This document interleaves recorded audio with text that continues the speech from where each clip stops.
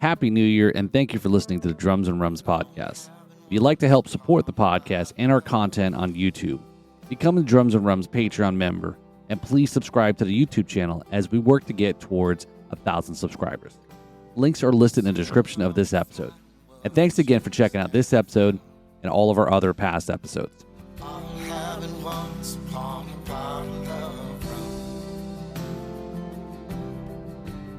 Hey all, this ain't Paul. Nope. It's Brad Brock from the JNC podcast. Paul has been on vacation over the last month, so I'm here in the hot seat, in the big chair, taking over for this end of year 2022 recap. But let's get to the man himself. Paul, you're fresh back from your vacation. How's it going, man? It's going good. So thank you for filling in for me, holding down the fort while I've been taking some time off and a little recharge. And we all need to do that, really, right? The grind, you grind so hard that eventually it'll go. You'll have nothing left. So yeah. So thanks for tuning in or filling in for me. And man, are you like our similarities are so uncanny there. For those that are watching the video, man, did you sneak into my house? Did you clone my studio? So what we're doing is we're slowly taking over all the podcasts of the world. So we here in the legendary JNC Lounge, we just rebuild the sets of all the popular podcasts, including the Drums and Rums set. It's here. If you guys are watching the show, you can see I'm here in the Drums and Rums Wait a Lounge. minute. I feel like this is like identity theft all of a sudden. You'll know Where's if your credit LifeLock? score goes up. Yeah, and this podcast is not currently being sponsored by LifeLock. But it should be. It should be. Yeah. Hey, we're always looking for new folks here. So yeah. With that, no, thanks for coming on and hosting me on my own show. But I think I wanted no other person to host a show and flip the script on me and for a Drums and Rums 2022 recap. So again, this episode, if you're listening to it, will have dropped January 3rd. So it's the first episode. And that was, like I mentioned back at the end of November, I was going to take a break from the Drums and Rums podcasting. We'll talk a little bit more what I've been up to this past month, and once we get through the whole year, once we get to December. But yeah, it's amazing. It's cliche, right, Brad? They say time flies, right? It sure does. Time flies when you're having rum. See what I did there? I think to steal our good friend Johnny Ringo's line, right? Johnny Ringo. Yeah, I feel like most of my dad jokes that I've accrued over the years has been because of Johnny Ringo from the Code Rum Company. Oh, good old Johnny. So, I look back now here. Like I said, I know we're taping this the end of December 30th, so we couldn't get any more late in the year, down to the wire. We've all got lots of things to do to finish out the last couple of days, and January. I look back to January this year. We started off the year, on a real, and not to be a downer, but a real sad note. It was real personal. We lost our dog of 18, 20, lost 19 years. And it was like December 31st, right? So, so it was a real bummer start of the new year. Excuse me.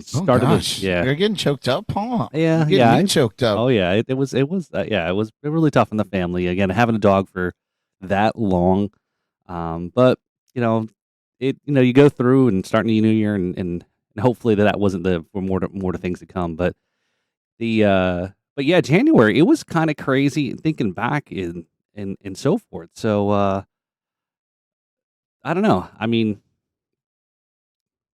what I'm trying to think here. We started off back in January with our first, I believe it was our first band episode, where we had returning guest Winnie Tan. She was a drummer on back in 2021, and it was as she says. So she's a drummer, and she's in Singapore. And I had both her and her. She's in a bass drum duo. And what's really cool following, again, that's one of the coolest things, Brad, is like, I mean, I know you and I talk a lot about, our podcast and the reach and the growth and who's listening. And, one of them is to go and look at where are people listening and the reach, Mhm. And Winnie. Yeah, geographically, like where on earth are they listening? For Right, sure. right. And it was really cool, Winnie and I'm drawing a blank. I'm sorry, Winnie. But the name of the band is Alto Duo, and they're in Singapore.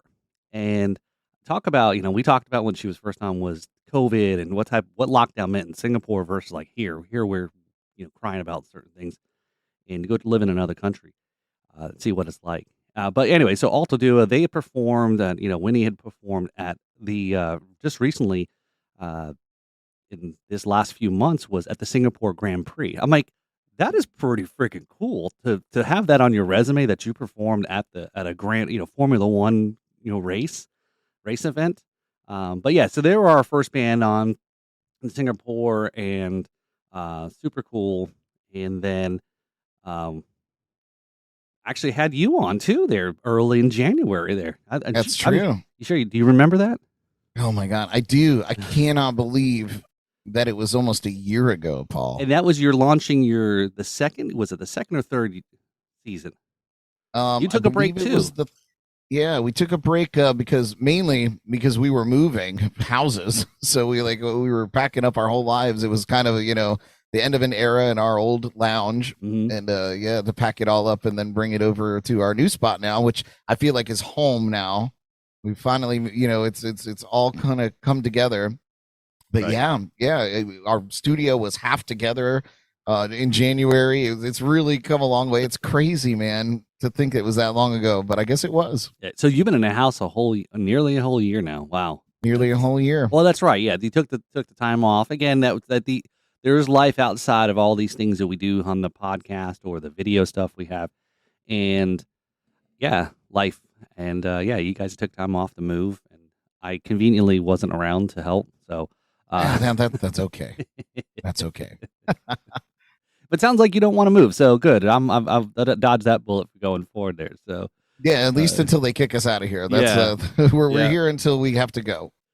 So yeah, that was like I said, I can't believe it was a year ago. I always say, damn, where did the time go? A year's passed, or we've already gone through. And but yeah, that was great having you on again. That's I think an important part. We talk a lot about that is podcasters going on other podcast shows to help reach, grow reach of an audience and exposure. Obviously, for audiences that makes sense. Obviously, I'm not going to have a car podcast guy on a drums and rums or music podcast unless there is a good tie to it. But I think obviously that's why we work well. I think. But yeah, I mean, I can't think about it was an interesting one. We did a live stream with Anton Riestra.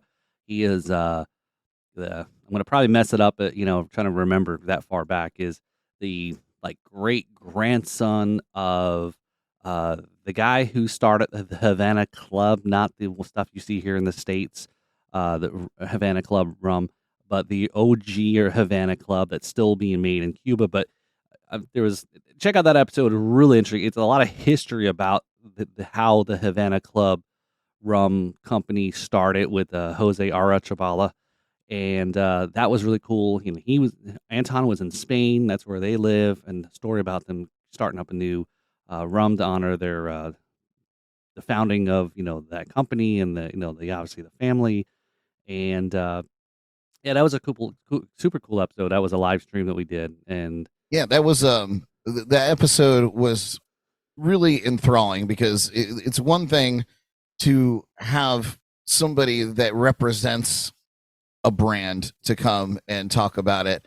It's another thing to be the person directly in line with whoever created it, and to hear their story right from their mouth, like they grew up in the house with the people that made this.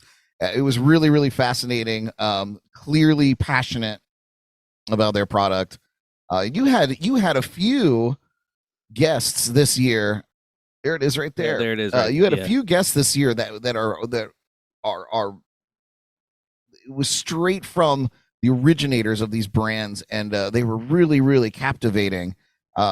You always have wonderful guests. I would know because I was one of them. But no, but seriously, you had some really great people on this year that were mind bending. Richland Rum comes to mind for me. I was really, really taken in by his story, all the way from the Philippines or Indonesia. Yeah, the story about the Indonesia, right, where he was born and grew up. Mhm. Yeah.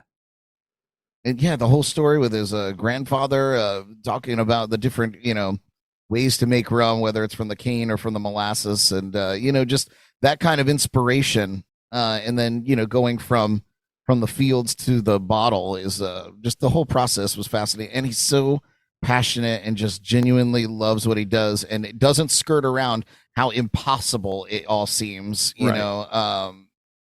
It was fascinating. That was probably one of my favorites of yours this year, and you've had so many. But if I had to put a pin in one, that would be one that I really, really enjoyed, Paul. Oh, thanks.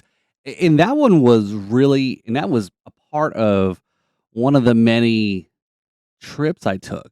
And it's interesting, that episode with Eric Vonk of Richland Rum. Again, it's episode 100. Definitely check it out. Like Brad said, it was really cool. It's all of these that I get a chance to do and sit down.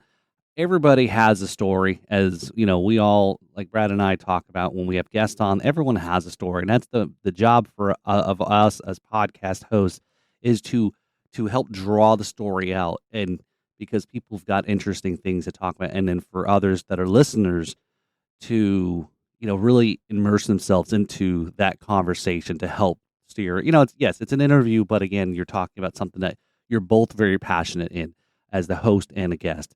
And that one with Eric, that was part of the travel that I did up to Georgia. The one of many trips that I took this year. That's probably why I didn't have as much vacation from my day job this year, because I took a lot of trips, and that was one where I've been holding out going up to Richland, Georgia for quite some time because I wanted it right.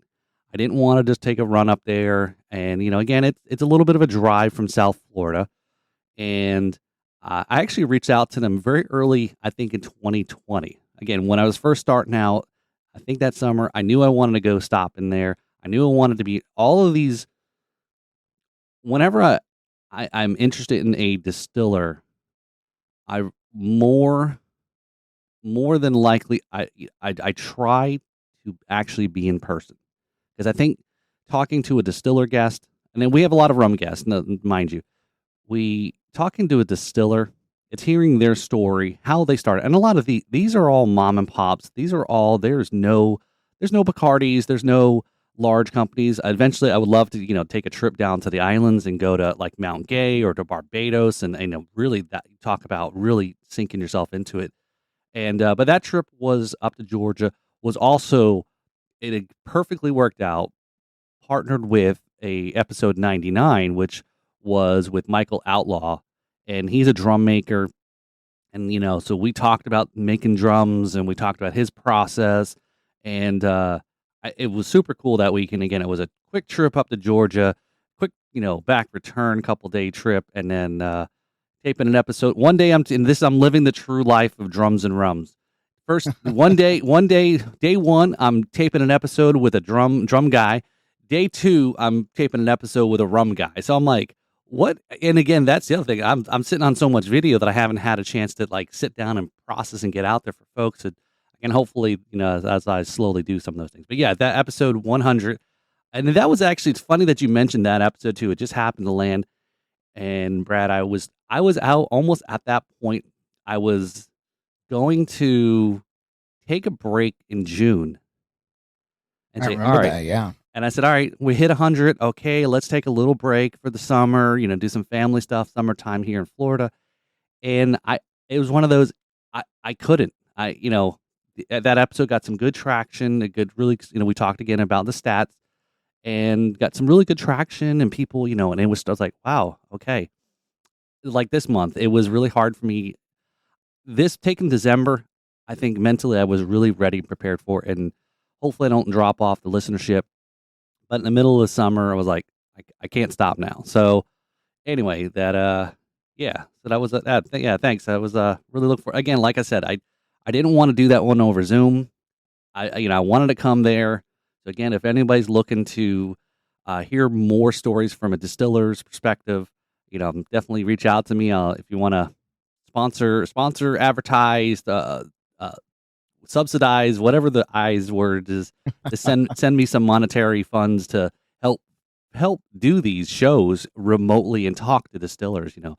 I've been dying to go up to see our good friends up in Oregon, John from Just Rum, which we Yes. unfortunately, I say unfortunately because I wanted to get John on, and we did have him on this year. It was more recent though, where we had John on back in the fall during a month of, and again, that's something too. I'll segue real quick. Is there was a few months we did themed, if you want to call it that, themed podcast episodes. So, like March, we did we'll talk a little bit. We can talk a little bit about that. Is celebration of Women's Month, right? So all of our guests were women, and strong women in their own perspective of in the things that I cover. We did, as I mentioned, a month of percussion manufacturers. So Michael Outlaw was part of a percussion manufacturer month. So there was a couple of guys that we had on the show, from cymbal makers to stick makers to drum makers. And but then also in August, because August is National Rum Month, we interviewed rum people. And all of them were, with the exception of one at the end of the month, but 4 out of the 5 rum guests for August were actual distilleries, the distiller companies, right? So part of that was a trip up to, as I mentioned, John was part of it. That's where I was making the segment, is episode 110, just a podcast with John Hasbrook. And earlier in that August, we went up to North Carolina. So there was another trip up to go see our good friends, Eric Tanzi, who I've been following along. He's got a pretty successful podcast, law enforcement type of podcast, true crime stuff. If you're interested in that kind of stuff, Failure to Stop. But yeah, so I met him through rum, because he's also owns a distillery and in Clayton County, Georgia. It was an interesting story how he was a police officer, then got fired for opening up a distillery that wasn't part of the rule. I don't, listen to the episode to hear the whole story. But we went up to Raleigh, taped an episode with Eric. Day 1, day 2, met up with Tony Ursoni from Kill Devil Rum, Outer Banks Distilling. Went up to OBX there, hung out with those guys, taped that up again, talked with all the owners, and the passion that they started up this company making rum and distilling in North Carolina.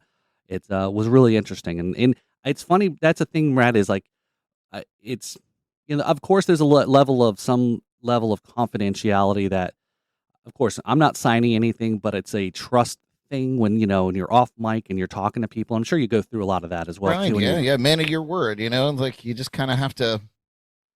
It's with the media calling on the record, off the record, right? And if you're a true media person that takes your oath seriously, that's how it is. You don't talk about what's off the record. It's just for your knowledge. So there's some things I see or we talk about. Again, it's not for it, and you try to keep it to under the hat. But then there's sometimes where a lot of the guests, and this is more on the rum side, is that they it's not like it's confidential information or knowledge. Some that it's out there, but it's like, oh, hey, well, do you know so-and-so is doing this, right? Even, again, if it's public that they're making note of it. But, of course, all these guys aren't competing against each other. They all make a certain product. They're all very different. Each of these rum companies that we have on have a different level of product. Okay, maybe a lot of them make a silver rum, which pretty much is one of the hardest things to get into. So if you're doing rum, if you ever want to start rum, I've learned don't even get into trying to make silver rum or light rum, because you're going to get killed by Bacardi and some of the bigger companies. There's no way you're going to break into that. Go into another space within the rum world. But it's like, oh, hey, so and so, here's how they're. And again, it was whatever's talked about on the podcast. And again, this is where I know folks don't listen to the podcast. Say, hey, if something was mentioned on the podcast, then I guess it's fair game. It's public, right? And I'll reiterate something like, oh, well, so and so has this or is doing this, or maybe it's like one of those, hey, maybe you guys should talk, kind of thing. So I don't know. I kind of think it's a cool space that I've kind of, I don't know if I want to say I've created, but again, in my mind is just having a lot of these folks that are like the connections, right? Tying Yeah, it's like connecting the like dots, and Right. if you're at the center of it, why not? If you can, you should, I suppose. Maybe not all things, but Right. but in this case, I think it's a cool way for you to connect people that maybe wouldn't otherwise. Sometimes it's tough when you have the blinders on, because you're so focused on your product and what you're doing, and like as podcasters, we get that as well. You're so focused on what you want to do. I know I'm guilty of it. But then your mind is open to other things going on, and other possibilities and partnerships that you might not have seen. But you have Paul that goes, hey, you should talk to so and so because I think what you guys are doing are in sync, and it might work out. And Right. and you have done that this year. I'm very proud of you. Yeah. I don't know if we're allowed to talk about some of that stuff, but I'm very proud of what you've accomplished. And I just want to jump back to Outlaw Drums in Georgia for a minute. These are the guys that make drums out of rum barrels, right? Old rum barrels. Yeah, no. Or am I thinking of somebody different? You might be jumping ahead a little bit about some things, but we do like to maybe get to that point. But no. So Michael, they make he makes drums out of reclaimed wood, whether it's from a house that was like 1800s that's getting tore down, and he'll go and reclaim that wood. And that was the thing about that, talking to him. And again, I guess naive of me, who I claim to be a drummer. I guess I'm sure some people would think that I guess I never knew about this type of process of making drums, where I figured all drums were, again, because maybe I've never could afford or have bought a stave built drum, where everything I've always known is it's plies of wood glued and plies and plies. They always talk about 10-ply snare drums or whatever, a maple or poplar, whatever the type of wood is. And here he's forming a drum in a stave, very much similar to like making a barrel. There's slats of wood, they're all formed, and then obviously they put the ring around it to kind of hold it together. And obviously cooperage is the big thing. And that's, I told Michael, I says, man, did you ever think about getting into barrel making? I think that could be a real interesting, space, because barrels are really hard to come by, and Right. again, he have to get into get a little bit more of the cooperage aspect of making barrels. But he I was like, there might be an opportunity. I said, well, there's a rum company just about an hour north of you that I'm sure would love to get certain barrels in their hands. And but so Michael makes his, like I said, you're cutting small pieces of wood, you piece them together, and then he forms it down to make obviously a more circular or symmetrical type of drum there. So yeah, so I'm hoping to stay more in plug with him. And again, he's interested in doing some stuff as well. So definitely, Michael, if you're listening, I didn't forget about you. Just again, like Brad said, sometimes we're very head down in what we're doing, and have to sometimes take a little break and then get off in the rest area, kind of regroup some things. It's a perfect example of like we at our podcast we take breaks usually like every 3 months. We'll take some time off. It's a little different for us because we have a bunch of people involved as far as the cast goes. So it's nice to give them a break because they're really just at my whim most of the time. So like sometimes I put them through the ringer, and and they deserve a little time off to allow me to figure out what I'm going to do to them next. But yeah, I was happy that you decided to take December off because you've had a really, really busy year, and yeah, you did right in June. You plowed through and just kept going all the way to the end of the year. And aside from your trips and specific to your podcast. You've also attended some really great events throughout the year. That was, crucial to networking, and it was, you did capture some footage and some audio, but for the most part, it was really just to help you grow as a host of your content. So you went to a few events, like the Florida Rum Society Miami Takeover, the Miami Rum Renaissance Festival, also the Wine, Beer, and Spirits Festival in Jupiter. So you were pretty local for that. Yep. Down that way. So were there any other events, and what was your favorite event that you went and checked out this year? So I would almost say is, and again, not to, hopefully it's like trying to pick your favorite kid, right? And, for anyone who's listening. So again, I guess if I offend somebody who's had an event and I didn't mention them, that means, hey, they're listening, right? That's actually a good thing. Hopefully they continue listening. But, I have to go back to earlier in the year where, and again, this is I sometimes, to your point, Brad, like we keep talking about this, and it's important, a lot of things that not just in what we're talking about here about podcasts, it's talking about your daily grind, your life, your family, we all go through these things. We're all supposed to be muscling it up, toughing it out, whether you're, a mom who's, trying to keep the family and the soccer practices and homework and things, or a dad who's got all these things going on and a job, or whatever the dynamics are. It is important to actually it is so important to disconnect. And I think I talked about that on your Ugly Sweater show, was exactly about that. I think you asked what was the favorite memory of Christmas, and I said that, I don't remember exactly year. It was now a few years ago where I just totally disconnected from work. I'm laying on the floor, building Legos, building whatever the crazy stuff that the kids got. And, and I totally felt like I'm in this moment here with my kids and not thinking about, oh, well, what about this? Or what about, now again, this was also before podcast too. So that may have been, yeah, when you were only busy with a couple of things, now you're busy with a million things. Right. So yeah. So back to that take, again, about the break. This is, again, my point was where I was going is sometimes to take a breath and say, how did I get here? And sometimes I'm a very hard charge, head down, just go through it. Sometimes dumb luck. Sometimes I've got to learn, you burn to learn.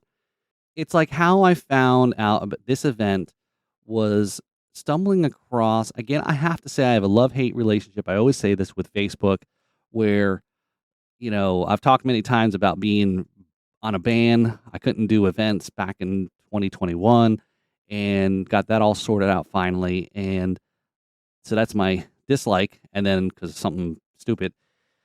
And then the ads in Facebook do work. And that's how I came across, or I believe if I recall correctly, how I came across Rock Sound Rum. And I saw them, and again, I was still, starting out, trying to learn, meet people, have guests on, etc. And I saw the ad, or however they popped up into my view, and reached out to them, had a conversation. We had Joel Lakovich on back in 2021, the cocktail scientist episode. So he is an actual chemist, biologist, scientist by day, and they've got a rum company, and Rock Sound Rum is based out of Austin, Texas. So they're got a lot of going on there, trying to get them into Florida, hopefully soon. They got a great kind of vibe going on. And, it's one of those, again, of everyone who supports and helps each other, which is the cool thing about this community that we talk about, is they reached out and said, hey, we have this event going on, and we'd like, if you could make it. Again, a lot of their people that they reached out to and invited were mostly local, obviously, to Austin or the Texas area.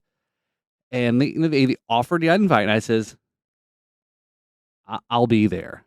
And this event was, they were going for the record for the largest daiquiri. And so here, if you're looking on the camera there, if you're watching, this is our commemorative mug there. These mugs that they had made there. So Rock Sound Rum, but they went for the record for the largest daiquiri. So I was invited to an event in Austin, at most people still, I think, remember this name, but because it's still out there on TVs and bars. We were at the Chive TV headquarters in Austin, and again, I'm like, okay, this is really cool. So Chive TV was before TikTok, before a lot of these things. People knew who Chive were, these silly videos that people were posting online and so forth. And it's like these are OG. And I remember, actually somebody was there. They're like, because they have this. I don't know how they get worked on at this office. It's 2 stories. It's like upstairs there's some open. It's like an open workspace, so it's very. I guess for me, I'm not a millennial, but I guess that's the new workspace environment. It's very all open space. They have all these workspace areas, desks, whatever. There's a bar up on the second floor where the entrance is. There's then there's stairs that goes down to the second floor. There's ping pong tables. There's pool tables. They have a slide that goes from the top to the bottom floor. Awesome. And did you go down the slide when you were there? I did. Actually, it is on social media somewhere, so you can find me going down. Love it. Of course, I was smart enough to make sure I put the brakes on before I got to the bottom because I know I didn't want to be that guy, especially being 40 something. I won't land as softly as other people. But there was some girl that was taking. She's like, "Oh, we got post it to TikTok." I go, "What do you mean TikTok? You posted the Chive hashtag." I'm like, these are the original TikTok people, Anyway, so so I was really appreciative that Joel and Tracy Lakovich, they reached out and said, "Hey," invited me out there to come to Austin. It worked out perfect. I have some family in Austin. I was able to crash at you. Hopefully keep some of the the cost to a very low trip. And it was very cold. I think it was February or March I went out there, and I was like, it's really cold. Leaving Florida for Austin. And Austin does, even Texas, it gets very cold too. Mm-hmm. But yeah, I had a great time. That was an interesting. I think that was one of my favorite one. Again, I finally got a chance to go to Austin. I've been dying to go back. I've, like I said, have family there, so maybe we could take a trip to South by Southwest. Maybe that'd be kind of cool. So again, if anyone's listening who wants to fund Brad and I's trip, sponsor our trip to South by. We will cover. Yes, we will cover the trip. Sponsored by you, whoever you may be. But yeah, that was, I think, probably one of the funnest. It was one of those quick trips in and out, and man, there was a lot of rum drank that night, and it was a. Yeah, did they? The big question is, did they smash the record for the largest daiquiri? They did smash the record. Yes, they did. So tell us how many gallons of daiquiri was in that thing. So if you give me a second here, I probably should have prepared for this, and I should remember this stuff off the top of my head, right? Let me see, give me a sec here. I'm just trying to make myself look more prepared. That's all, Paul. No, hey man, I'm actually was on vacation. Remember? Yeah, that's true. I'm at the office. See? Yes, you are. You never leave that room, actually. So no, I basically live here now. All right, let's see what the old Google's has. All right, it took 4 hours for co-founder Joel Lakovich to make the daiquiri, which used 275 750 milliliter bottles, so regular standard bottle, right? 275 bottles of Rocksound Original Light Rum, 27.5 gallons of simple syrup. Oh my God. And 27.5 gallons of fresh lime juice. Jeez. So there you go. Yeah, so Rocksound smashes world record for largest daiquiri. Yep. So what was really cool, again, you can find a lot of it if you're listening. They had a local, and again, if you don't know about Austin, Texas, it's very cool artistic community. Obviously, a lot of music's there. Most people know it from Austin City Limits. Obviously, there's a lot South by Southwest. We mentioned a lot of concerts, so there's a lot of creative and artists that live there. And one of them is they had a local artist create the tiki mug that they built all this in. So let me see if I can get a real fancy here. And let's see if I can share this, and let's see what happens. So there you go. That's the tiki mug. Oh, that's so cool, man. That they created. It's all like out of some type of the outer part of it was like some type of styrofoam or whatever, and it was actually a pretty cool process that they had built. They It local looks so artist cool. was It looks like wood. Like uh, you could see all of like the grains, and mhm. it looks like a tiki man. Yeah, and the the How cool thing, cool if is and that? again, if you're watching this on YouTube, there is actually right here in the middle of the mouth. I They was gonna ask if that was the spout Right, it so they was. pour the drinks. Yes, it was. So they Incredible. had a spigot, a little tap on there and so forth.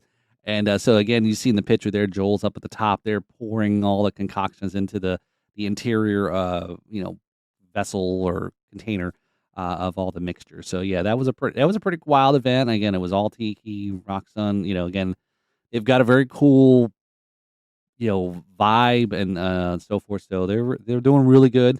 Getting in the bars and things. So yeah, so we did. Obviously, not everybody did their fair share of drinking and to empty the tiki mug. So there was a lot of rocks daiquiris had to be emptied out into. I remember there was like taking coolers and filling up full coolers, just letting the daiquiri in the cooler. So just think about Wow. your cooler that you take to the beach, and it's all filled with daiquiri. Unbelievable. Yeah, So, that's crazy. And congratulations to them. And, yeah. and it's so cool that you were able to go and be a part of that. We even tried to go. Jordan and I from our podcast. We were trying to pan it out, and we almost did it too. You had given us the wrong date, and we were like, we could probably swing this, and then it ended up being the weekend before. And I was like, oh, Paul, there's no way I could swing it with that shorter notice. Ah, But damn it. we missed out. We should have just pulled the trigger and gone. Yeah. But yeah, very cool that you got to go and do that and witness history. Really, Yeah, uh, yeah. So it was one of those. It was got the blessing from the missus, and she's like, "You've got to go to that." You were invited by them. And again, they didn't. Again, I think I may have been the furthest traveled. Uh, Obviously, coming from Florida, where most are probably local and so forth. But yeah, so they're super great. Follow them. Follow them on social media. They've got a lot of cool stuff they do. They're very even on. I again know them personally, and follow them, and they're very involved with their family, and so forth. So very cool people. So definitely check it out. Rock Sound Rum. It's mainly available in the Texas area, but hopefully we get them out a little broader there. So they got to grow. They got to get a good foothold first there in their area, from what I understand, before they can branch out too far. So yeah. So that was my I guess my, ugh. Again, no offense to all the other companies I had went and traveled to. I think it was good. And again, that was more of I wasn't taping episodes on that trip, so it wasn't kind of work, whereas the other trips were specifically, podcast work, where this was more of an event that I, kind of went out to. So yeah. And something that you continued through this year was doing your biggest happy hour and half hour live streams. Not all of them were contained to a half hour, uh, but I think it was such a cool addition to the Drums and Rums podcast, for you to start doing these live streams, and you nailed it. You almost hit every single week during the year, and even continued it through your December break. yeah, And very very cool. It was wonderful to watch it grow to where it is now. And yeah, so tell us about the live streams and the struggles. I know, but they might not, your listeners might not know about pulling off live streams, because you didn't just keep it contained to the studio here. You took it on the road. You took it to remote areas, and all comes with struggles. Jordan, in fact, went out to one of them with you, and you That's guys right. got caught in a torrential downpour. Oh my God, yes. So yeah, tell us about the biggest happy hour and a half hour live streams, and how that all comes together. Yeah, it's we started the happy hour show, and because I think I still had a thirst for, did I really, again, it's a lot of it is, I'll tell you that if anyone's looking to start a podcast or getting into, my advice is, and this goes for anything, um, make sure you understand what you want to do. Have a good plan, give thought in your head. Again, I sometimes suffer from, maybe there is and I think some people get upset when people claim their ADHD when they're not, and it's not to belittle or put down or diminish people that have been diagnosed with ADHD. I do have a lot of, I'm the mind's always going in creativity. Brad knows this because I'm always bouncing off a million things off of him, and Brad's like, when we do some collaboration stuff, Brad's my I guess I'll call you my rock, Brad. Okay, how about that? I'll take it. I'll take it when I can get it. And again, it's like, all right, ease it, Paul. And again, I like this idea of something that we haven't quite shared yet. A collaboration that Brad and I have done together, which we think is going to be huge. I think a lot of people are going to dig it. It's one of those. My mind's always going in creativity. I always want to do a lot of things. I want to, and again, it's really just me that does all of this, right?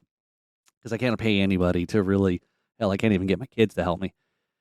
But the happy hour, and it's just abuse. I think it's abuse to pull anybody. I feel like my crew. I feel like I abuse them each and every week.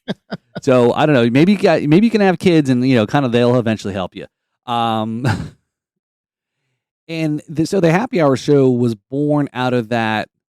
I wanted to still do a live stream thing. I always struggle with the live stream of the podcast. Even when I'm like in the studio here or AKA the house. Where if I live streamed it on YouTube or wherever it was, I'd have technical issues, and again, that was still some of the growing pains of the how to do certain things technically or how to even recover. And I was always worried about losing the audio aspect since I've been mainly or started out focusing solely on an audio format. And video was always a secondary thing. Obviously, why, like I said, I record a lot of probably 90% of every podcast I've done. I've recorded it with some video, but I haven't done shit with it yet. And you and I have talked about that, where you've given me some good advice to say, just dump it out raw and then just let it go. Right? Don't put a whole lot of production into it. And so the happy hour kind of supplanted this whole. Again, I haven't been playing, being confession here. Playing a lot of music. COVID's been really weird. I've talked a lot about that over the years. As the podcast started. I had 2 music projects I was doing, fell apart early 2020, and then the podcast kind of started to fill this void for creativity. And then the happy hour, same thing, fill the void for some type of live performance. And it lets me get a little bit off the leash. It lets me also use it as a vehicle to kind of stray outside of the drums and rums niche or area, so I can talk about other spirits, and I think it's a good avenue for me to, have other brands on, or non-rum brands for that matter too.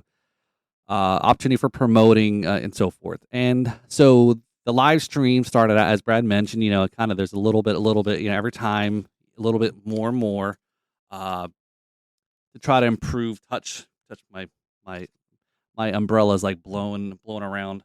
Blowing in the wind. I'm gonna have to screw up my audio. And then, we started doing the podcast or the live stream, the happy hour. We started doing it on Friday nights. And again, because that would be the sense to want to do a happy hour on a Friday. And then we kind of switched it to Thursdays because we figured most people are probably busy with Friday nights. A lot of shit going on, getting ready for the weekend, or people are going out, or who wants to watch a show at 8:00 at night, and and so forth. So I kind of tooled around a little bit with it, upgraded some of the using our OBS, the open broadcast software that we use to do some of the graphics and funds and transitions and so forth. Upgrade some of the equipment and helps out, and it has grown. And again, I there's times and it's work, and it's a performance. And if you ask Brad, it's it's cool to be a rock star, but it's unless you're making the big bucks, you're hauling your own gear, you're driving yourself to the shows. You got to go up to the bar to get your own drink. Unless you've got a crew and you're paying people, and it's not as glamorous as it seems, yes. It seems like everyone's having a good time and, so forth, but it's these things behind the scenes that folks don't see. Okay. Oh, here, got 5 minutes to 8:00. You want to make sure you're launching at 8:00 or whatever the time is. Oh, great. I forgot this. Oh, shoot. Oh, hey, the software wants to do an update, right? That's the things that always catches me. Oh my gosh. Yeah. All the time. And then, and actually, speaking of that is going out of the studio, right? Leaving the safeness of what and you and I had done a show one of the episodes at a local establishment here in the Jupiter Tequesta area, and which we may kind of start back up. And that was another one. We're taking the show on the road, right? And I know you know what it's like because you did a St. Patty's Day show. You broadcast all day 2021, right? Yeah, it was. Listen, doing the remotes is a challenge, and the lesson that I learned is less is more. Because when we did that remote, we basically took our entire studio out to this place and put it under a big pop-up tent, and by the end of St. Patrick's Day, we had been Guinnessed out, Jamesoned out, and the last thing I wanted to do was pack everything into crates and rebuild our studio when we got home. So now it would probably be better to just go out there with one laptop and one camera, and we all crowd around and do it that way. That's how I would probably do it in the future. Yeah. Or get the little rig like you have, which is a great little mixing board that has all the bells and whistles built into it. It'd probably be something like that for sure.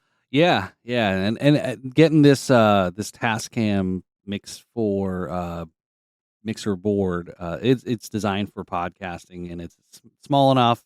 You got enough 4 mics into it. Your sound effects and all the other controls. Really been really happy with, and to that, as you mentioned there, one of the events that we were there for a product launch in West Palm at a place called Grandview Marketplace, and this was a product launch for Tide Spirits.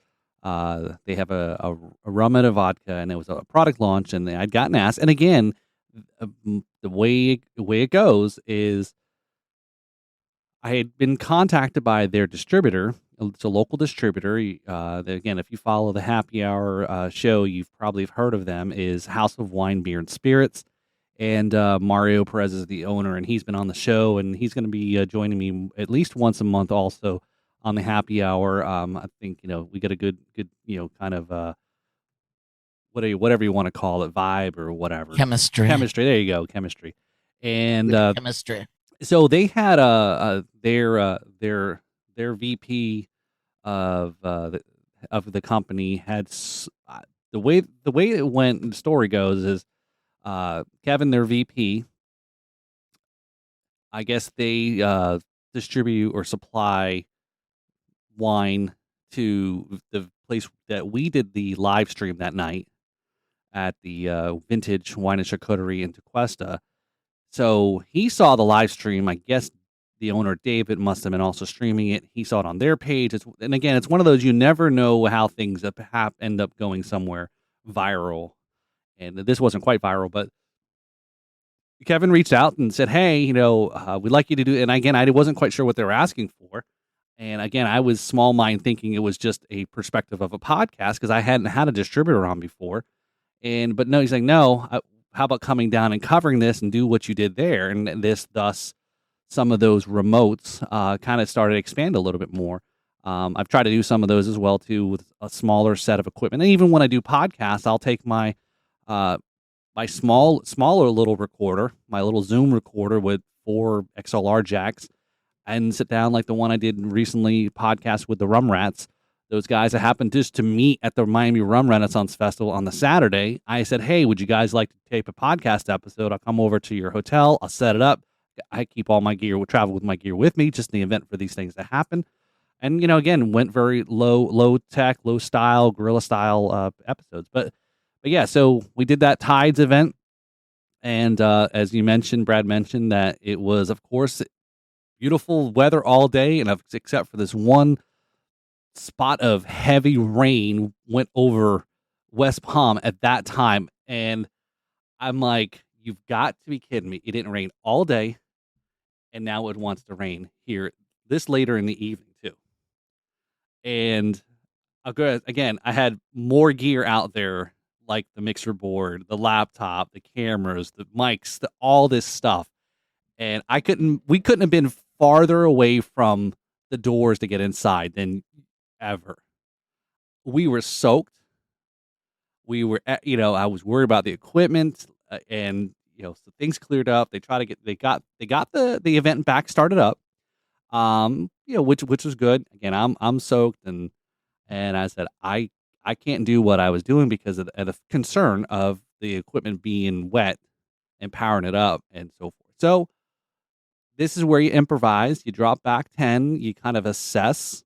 Maybe this comes from part of my day job. I have to say, I do have learned a lot of life skills from working at this place for over 20 years.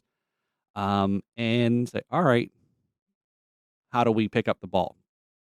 And what we ended up doing was we just went lower tech than trying to go all full blown of the graphics and things. We just went live on YouTube, covering an event, walking around, live streaming it, no frills, just a raw video, walking around, narrating, talking to people, interviewing people, asking them what they think about the event or the drinks or the rum or whatever the case may be. And and then what was cool was they had a TV outside above the bar that actually was connected to like a Roku. And we actually then pulled up the channel and let it play while we were recording it. So people can watch the 7. That's awesome. So they were watching in like 12 seconds in the past. Right. Yeah. They're like, oh, hey, look, that's me up there on TV. It's like, yeah. So, those weird things again. Sometimes I know again, you gotta burn to learn, right? And that's, I think, a lot of times that I know myself. I know Brad. I always look to Brad as a lot. I have to definitely give him a lot of thanks for he's got a lot of knowledge. I tap into. And I think we that's why we do a lot of collaboration and we work together. That's why I asked him to host me on my own show. We bounce a lot of stuff. He helps me, and vice versa, So that's why I think looking at 2023, definitely as you're listening to this, January 3rd, 2023, and further. Again, if you're listening to this later in 2023 and you look back and you're listening to the episode for the first time, you're like, wow, this was the episode where these guys talked about how big they're going to be in 2023. Yeah. So absolutely. Right. So with that being said, Paul, just the last thing I really want to ask you is 2022. I know for our podcast, Jams and Cocktails, and our various spin-offs of that, the Jams and Coffee and the other things that, we do content wise. It's been a massive learning year for us, being in our new lounge and our new studio, new gear, coming around bends and really kind of finding that cohesion that we've been working on for the last couple of years. For you, for Drums and Rums, that under that umbrella, your little empire, what if you had to condense it down into just a short description? What did you learn in 2022? And how is that going to affect your trajectory for 2023? That is something. I think it's about time management. And again, we're try to calm down this spontaneous creativity, as I'll call it. To funnel it into, it's like kind of a little bit pulling back on the reins, right? So not to get too far ahead. I do try to plan stuff. I do try to plan the guests. I do reach out to them. There is a point but I think the bigger thing is why I've got to that point with the podcast, taking the break here. Again, I know it doesn't seem like I took a break again, like we said. Still do the happy hour show, which it's the happy hour shows when we're in the studio isn't too bad. But again, there's a little bit more logistical stuff when we go outside, like at an event or location. Like a couple weeks ago, Sandy Bottle Sips, we broadcast live. We've got some other stuff coming up too. But it's why I felt like I needed to, because I was starting to hit that wall back in the summer after I said, no, I don't want to stop at the 100th episode. Let me keep going. And then it gets to a grind. And then it gets to, am I having fun? For me, I would love to do this full time. Again, if you're listening, somebody's listening to this and wants to hear more of me in a full capacity, please reach out to me. I'd like to make this a full-time thing. I do enjoy. I'll tell you where to send the check. Yeah.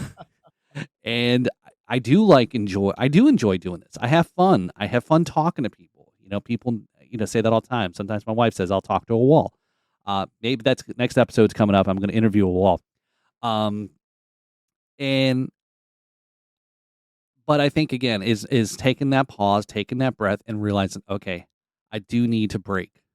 I do need to slow down. I do need to do certain things. Again, I have a family. I've got a day job.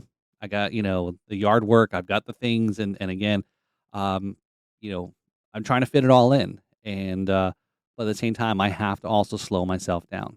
I want to do so much, but I feel like I'm also so limited in what I can do. So hopefully, as we grow, to hopefully, maybe bring a few folks on to help with some of these things, kind of expand things. These trips, I've always talked with you, Brad, about this. Would love to do a Guy Fieri show, in certain space of what we do, and who knows, maybe this thing we keep hinting about that Brad and I are working on, maybe that may be the catalyst for it. I would definitely be down. Definitely be down for that. The brothers like us there. Look, hint, hint, hint. So I think the big takeaway there, Brad, is I need to pace myself. I need to also take the little break, and through planning, kind of like what you need to do, or what we all need to do when we're drinking rum. That's right. I feel like there's a parallel there. Yep. Sometimes you got to slow down and take a little break. Right. Moderation. There you go. Podcasting moderation. I believe, sir, that 2022, from my perspective, I've seen tremendous growth. I think your guests were absolutely top notch, incredibly informative. I've always said this from the beginning. You pull in quality guests with incredible stories, and this year was no exception. Your live stream is killer. It's awesome. That's come such a long way. Your ability to go out and do remotes and with genuinely limited technical snafus. It's really been a year of growth for you from my perspective. Just as us as partners in the podcast network has been unbelievable this year. It's official. Your vacation is over. Uh-oh. It's time to get back to the grind, Paul. 2023 is going to be the biggest year yet. And thank you so much for inviting me to host your 2022 recap. Any other highlights that you want to mention before we wrap up this year? Just real quick, again, in 2021, I had interviewed the self-proclaimed global rum ambassador, Ian Burrell. And I was really pushing for the end of 2021 to have on.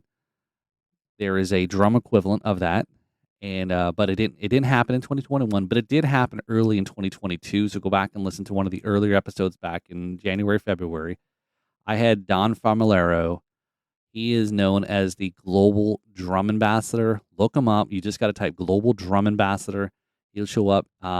He's probably going to get his age wrong. He's 70 something. The story again, landing him again. Sometimes people don't kind of get the concept of fitting in, like, oh, you do rum. Again, I've unfortunately, because of the connotation to alcohol, I think a lot of guests steer away from it that are musicians that might be in recovery or sending the wrong signal.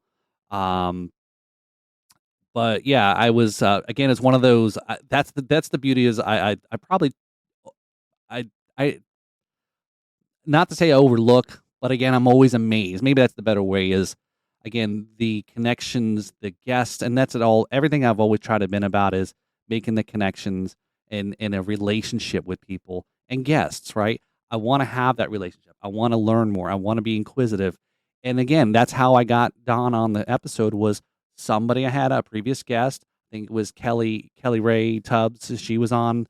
She made the introductions, a couple folks that know Don and introduced, and I was like, I had him on, and we talked solely about drums. And he was like one of the first that started doing pre-Zoom, all the stuff. Was he had a studio set up where he was recording with VC camcorders, video recorders. People would send in their tapes. They would do, so again, he was a little bit pioneering out there.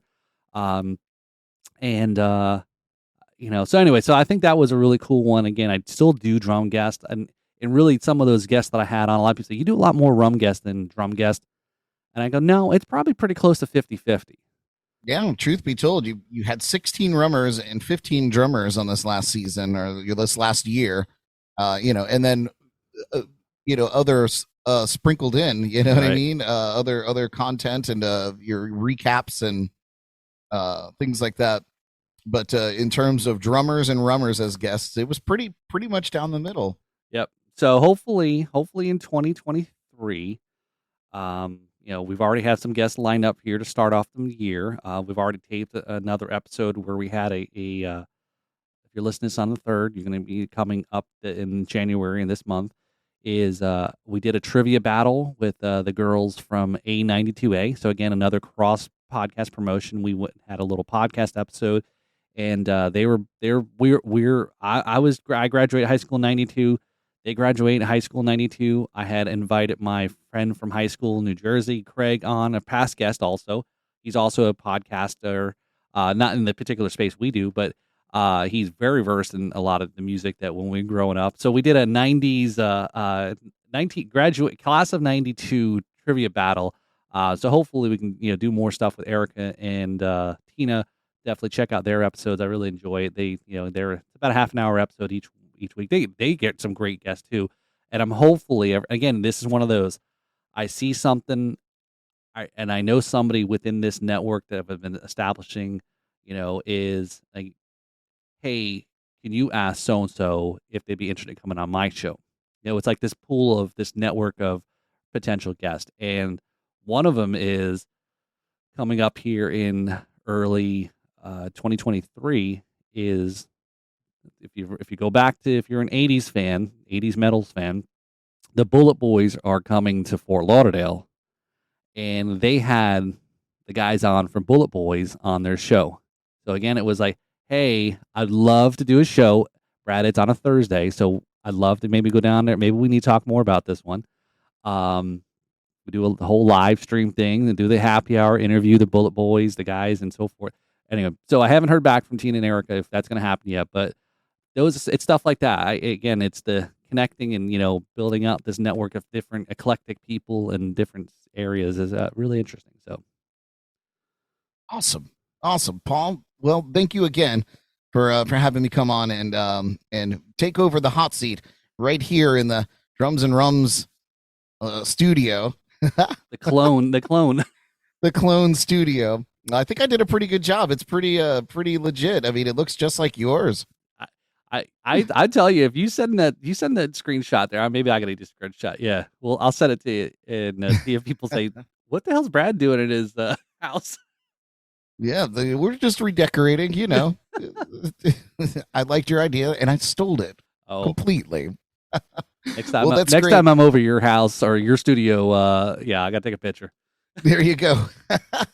All right, 2023 is going to be huge. Thank you guys for tuning in to this episode, this special recap episode of the Drums and Rums podcast. I am Brad Brock, and of course, Paul is, I'm pointing up because you're up on my screen. I don't know where you are, but Paul is off vacation. He's going to be back. New Drums and Rums podcast coming to you in 2023. Happy New Year, everybody. Happy New Year. Thanks all.